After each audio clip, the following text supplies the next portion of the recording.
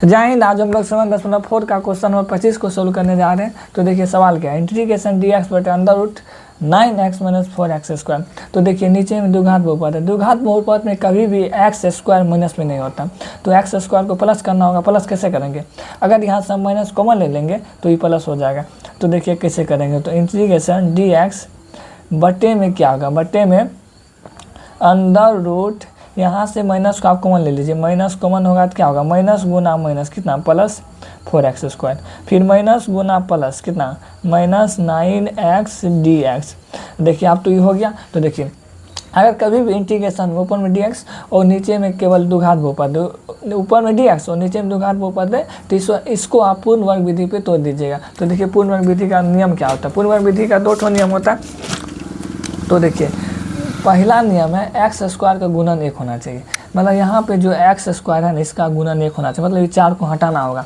तो देखिए इसको हम कैसे करेंगे, तो इसको हम यहाँ पे लिख लेते हैं। यहाँ पे लिखा क्या, 4x स्क्वायर माइनस 9x, तो हम इसको यहाँ पे लिख लेते हैं 4x स्क्वायर माइनस 9x। तो देखिए अगर हम इसको कॉमन ले लें तो यहाँ पे 1 हो जाएगा। तो देखिए कॉमन लेने का मतलब होता है भगा करना, जैसे कि 2 + 4, इसमें से हम क्या कॉमन लेंगे, इसमें से हम 2 कॉमन ले लेते हैं, यहाँ क्या बचेगा 1 + 2 ही बचा। ये तो एक नियम हुआ। दूसरा नियम देखिए 2 + 4 है, जिसको कॉमन ले लिए उसको बाहर लिख दिए, और जिसको कॉमन लिए उससे इसमें भगा दे दीजिए। 2 कॉमन लिए 2 से भगा दे देते 2, ये 2 कैंसिल, और 2 से 4 कटेगा 2 दाम। देखिए दोनों का सेम आंसर आया है, तो मतलब कॉमन लेने का मतलब होता है भगा देना। इसी तरह यहाँ पे देखिए, यहाँ पर हम 4 को कॉमन लेंगे तो 4 में इस सबसे भगा देंगे, तो 4 हम कॉमन ले लेते हैं। यहाँ होगा क्या 4x स्क्वायर बटे में 4 माइनस 9x बटे में 4 हो गया। तो 4 ये 4 कैंसिल, मतलब x स्क्वायर माइनस 9x बटे 4। तो यही काम हम यहाँ सवाल में कर लेते हैं, तो यहाँ पर हम कर लेते हैं। तो इंटीग्रेशन dx बटे में क्या, बटे में है अंडर रूट माइनस, यहाँ से 4 को कॉमन लेंगे तो 4 को क्या करना है बाहर कर देना, और जिसको कॉमन लिए उससे भागा कर देना। तो 4 को कॉमन लिए 4 से हम भागा कर देते, तो भागा कर दिए। तो देखिए यहाँ से ये 4 कैंसिल, अगर ये 4 को रूट से बाहर निकालेंगे तो कितना 2 होगा, तो यहाँ होगा 1/2 इंटीग्रेशन dx। ये माइनस को नहीं निकालना, सिर्फ 4 को निकाले, तो 4 का रूट कितना होता है 2, तो हम निकाल दिए। और देखिए अंदर में क्या बचा, अंदर बचा है minus x square minus 9x बटे में 4। देखिए पूर्ण वर्ग विधि का दूसरा नियम क्या होता है, पूर्ण वर्ग विधि का 2 नियम होता है। तो पहला नियम हो गया, दूसरा नियम का था क्या, x के गुणन को आधा करके उनका वर्ग करना। x के गुणन क्या 9/4, इसका आधा करना पड़ेगा। तो देखिए कैसे करेंगे, यहाँ पे लिखा है 9/4, तो 9/4 इसका हम आधा करेंगे। आधा करने के लिए हम 2 से भगा देंगे, जैसे 10 का आधा करेंगे, इसमें 2 से भगा देंगे 5। तो इसी तरह इसका आधा करने के लिए हम इसमें 2 से भगा देंगे। तो देखिए इसके नीचे में कुछ नहीं, तो 1। देखिए हम लोग पढ़े हैं a/b रे या c/d लिखा, तो a/b जैसे उसको ऐसे लिख देंगे, और ये d ऊपर जाएगा और c नीचे आ जाएगा, मतलब ये दोनों जो ना पलटी मार देता है। तो इसी तरह यहाँ पर क्या 9/4 है, तो ये 1 ऊपर जाएगा और 2 नीचे, तो 9 × 1 9, 4 × 2 कितना 8। तो क्या बोला, x के गुणन का आधा करके इसका वर्ग कर देना है। तो आप देखिए इसको हम सवाल में कैसे पुट करते हैं। तो यहाँ जो उसको लिख लेते हैं 1/2 इंटीग्रेशन dx बटे में क्या, बटे में under root minus x square minus 9x बटे में 4।